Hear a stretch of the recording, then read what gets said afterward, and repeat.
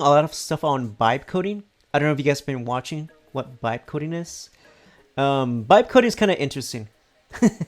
I think the way of interpreting vibe coding is technically AI art, where you kind of copy and paste AI, whatever you prompt, right? You can call yourself a prompt engineer, right? Where you prompt something on ChatGPT, that me DeepSeek, whatever it may be, right? You can prompt something. Say it could be in parts of game development.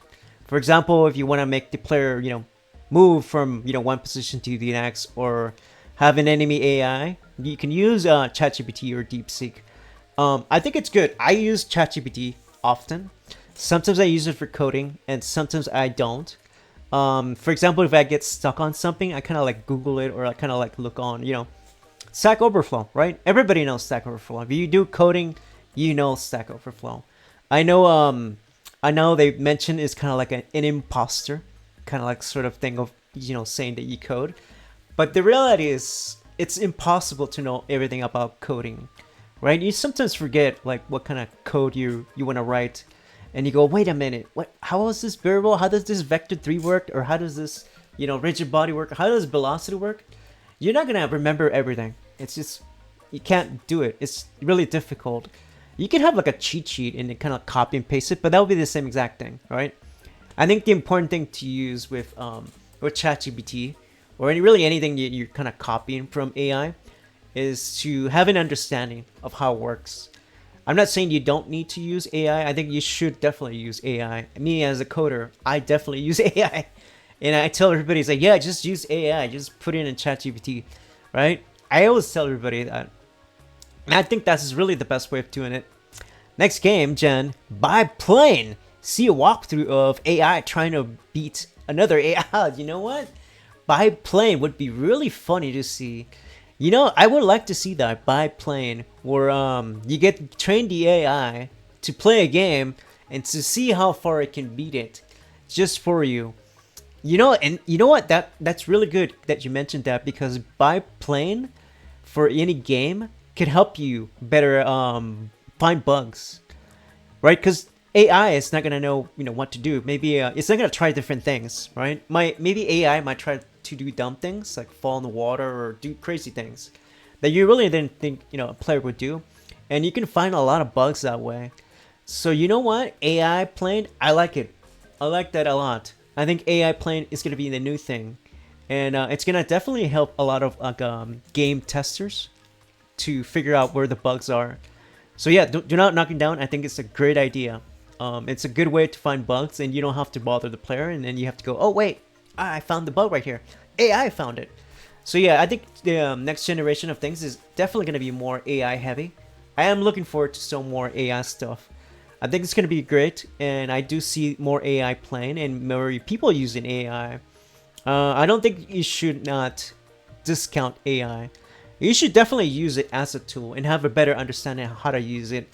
Obviously, don't just copy and paste things and hopefully things work out, right? If you're gonna use AI, know how to use it as a tool. Kind of just say, give the right prompt, right? Create like a prototype, and then understanding how it works. Because then you need to debug, and that's where all the work comes in, debugging, right? All the work comes in from doing all the debugging that you did in AI. So maybe you might have done like a cool thing, right? Maybe like a cool API or a cool game that you might have done. But eventually it's going to crash, and you're going to end up adding new things, or it's going to have new bugs that you need to find. And maybe AI player found it, right? Then you say, shoot, how am I going to fix this? You have to go back to the AI, prompt it. But in the long run, you kind of have to understand like which prompt to use, right? Like, how do you want the player to move, for example? That's a big one. Like, how do you want the AI player to move? Do you want to use net mesh? Do you want to use rigid body, or do you want to use transform position? And if for you guys that do use Unity 3D like me, there's many ways of moving. For example, on my character, I am moving on a vector 3 velocity, rigid body velocity. And that's different from a transform position, right? You can do a transform, there's other transform, I think it was translate. You get transform, so many transforms that you can do. And they all have their pros and cons, right? Maybe AI is going to give you like a different prompt. Maybe it might give you like a transform translate. And then you realize, why is this game so buggy? Why is this doing this sort of crashing? Why is it, not interacting with walls? Why it's kind of colliding with, objects? And then that's when you realize, oh wait, I need to use something else. I need to use AI not mesh, or I need to use velocity instead. And this is what I mean about AI. You need to really understand which kind of like tools to use. You can have the AI, prompt whatever you want, but it's gonna give you whatever prompt it's gonna think you might want, right? But you're the one in the knowledge. You're the one in using the head. That you're the one that need to know exactly what each prompt does. So if you give it a command for AI, it says, hey, give me a AI enemy movement, but I want it on a nav mesh, AI nav mesh. Then the AI is gonna go, oh, okay, do you want A star pathfinding? It's like, yes, give me A star pathfinding. And that way you can create a smart bug, right? You can create something that's very useful. And that way you can use it as this tool. Totally use AI. It's no different from us using Stack Overflow or using any Google thing, right? Technically, all of our senior devs or all of us that do coding, we use all AI. I know for sure Stack Overflow is my best friend, but now ChatGPT is my friend, right? Or even DeepSeek is really good that you can use for debugging or kind of coming up with code and different things. Do not knock it down. Use it as a tool, but also use it to understand what each variable does, what each function does, what the code really does, and kind of like research more on what kind of other ways you can make other advanced sort of, coding backgrounds. Like I said, there's many ways of doing different things, and you really need to understand it because it's AI can't really do too much. It's like asking a genie. I don't know if you guys ever seen movies where you ask the genie. For example, The Simpsons, where you got the monkey paw, and everybody wishes for something, but when you get the wish, you get like the wrong wish, right? So think about it as a genie.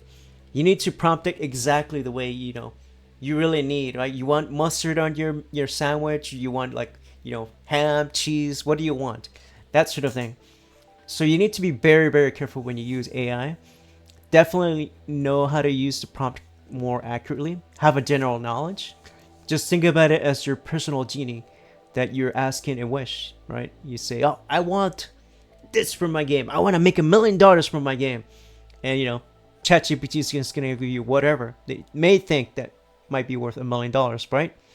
But if you don't specify, oh, I want like a Fortnite type sort of game where you can shoot and you can capture monsters, right? Kind of like, Power World, for example. Right? If you want something like, oh, I want to make something similar to Power World, but it's going to be different. It's going to have maybe 2D or 3D, that sort of thing. Or I want this sort of animation or this sort of, type of enemy, right? And the more details you get and the more knowledge you have about it, the easier it gets to make a game, right? For that, you need knowledge, right? And I think that could be something that in the future is going to be more into it, more hands-on, where more lectures, where more, coding, sort of like a studying. It's going to be more on prompting and having the general understanding of which function does what and which tool does what, right? Like rigid body, velocity, or transform position, that sort of thing. Yeah. So that's it. I think that's going to be the future of learning, especially with coding. I don't think coding is going to go away. You still need to learn how to work coding and understand the general knowledge of each variable or each function or in each tool. Yep. So we're not going anywhere. Humans do definitely apply. I think AI is still a tool. Now, if it comes up to critical thinking and AI can do pretty much all the thinking for you, then yes, we will be out of the equation. But that's maybe in another future. So maybe we'll see. We'll have to see until later on to see if AI is going to take over our critical knowledge. But for now, humans still apply, right? We'll see. We'll see if it ever happens.